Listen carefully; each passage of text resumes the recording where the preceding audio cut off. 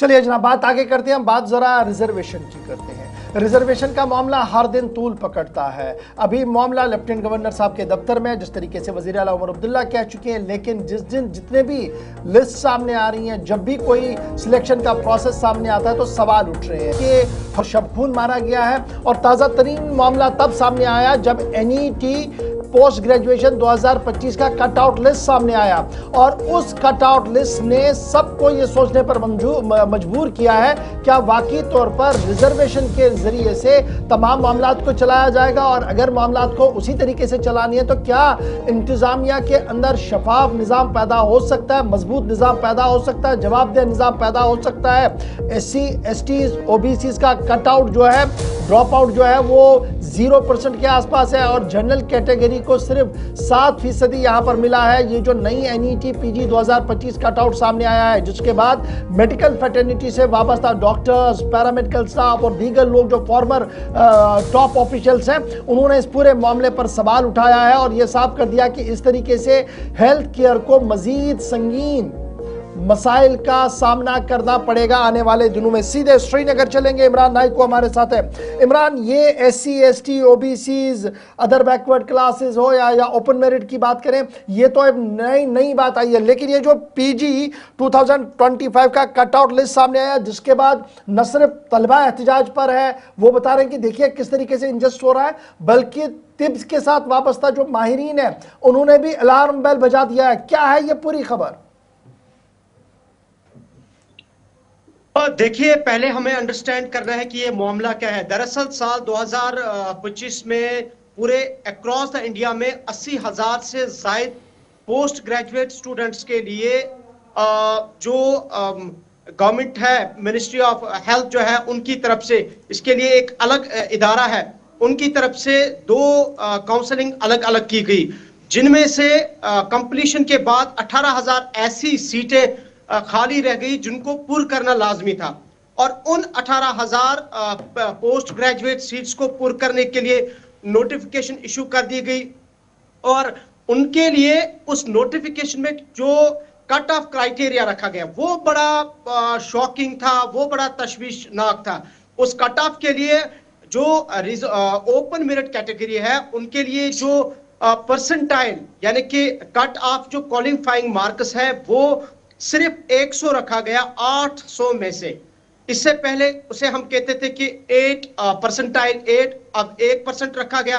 और जो ST SC और बाकी रिजर्व कैटेगरीज है, उनका तो अलमिया ही है, उनके लिए 0% रखा गया। और 0% का मतलब यह है कि अगर 800 में से किसी ST कैटेगरी, किसी SC कैटेगरी के स्टूडेंट ने काउंसलिंग की है, तो अगर उसने कोई मार्क्स ही नहीं लिया है तो वो भी क्वालिफाई है।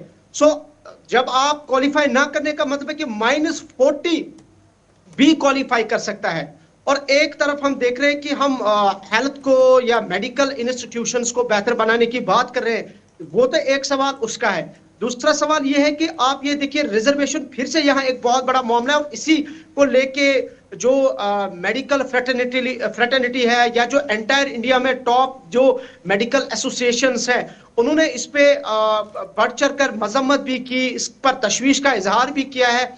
और फाइनली कल वेडनेसडे को गवर्नमेंट की तरफ से फिलहाल इस नोटिफिकेशन को डेफर किया गया है। लेकिन मजमूई तौर पर यह एक कंसर्निंग इशू है, जहां तक हम देख रहे हैं कि एक तो रिजर्वेशन के मामले को लेके आप -40 स्टूडेंट को आप कह रहे हैं कि आप मेडिकल PG के लिए क्वालिफाई कर सकते हैं, और ये बड़ा तशवीशनाक है जहां तक हम इसको रिजर्वेशन के मामले के सतह पर देख रहे हैं। तो वही ये बताइएगा, जब आप ये सारी डिटेल बता रहे हैं तो क्या सरकार की तरफ से कोई वजाहती बयान है? क्योंकि जब भी अब पूछा जाएगा कि नहीं ये तो हमारा काम ही नहीं है, NET PG वाला बाहर से आता है, सारा बन के आता है, तो ये जो अपने हमारे जम्मू कश्मीर के अंदर तलबा एहतजाज पर है, जो लगातार ये बता रहे हैं कि जनाब शबखून हो रहा है, वो तो अपनी जगह, लेकिन तिब के साथ वाबस्ता लोग, साबिका लोग, वो कह रहे हैं कि जनाब ये अलार्मिंग थ्रेट है जी, इससे हमारा सिस्टम डिरेल हो सकता है। ये दरअसल एक डिजास्टर है, ये डिवास्टेशन है ओपन मेरिट के साथ भी, और ये एक डिजास्टर एंड डिवास्टेशन है हमारी मेडिकल फ्रेटर्निटी के साथ भी, और खासकर हमारे हेल्थ इदारे के साथ या हेल्थ इंस्टीट्यूशंस के साथ।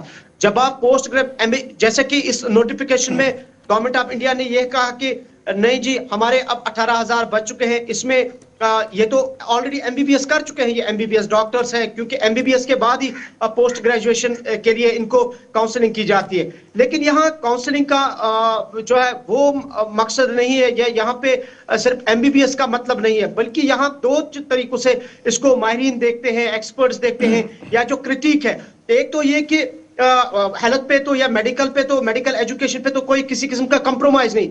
जो डॉक्टर -40 कट ऑफ पे पोस्ट ग्रेजुएशन करे, कल को वो एचओडी किसी डिपार्टमेंट का बन जाए, कल को वो एक सर्जन बन जाए किसी स्पेशल डिजीज का, तो जाहिर सी बात है वो किस चीज का स्पेशल होगा। एक तो सवाल वो।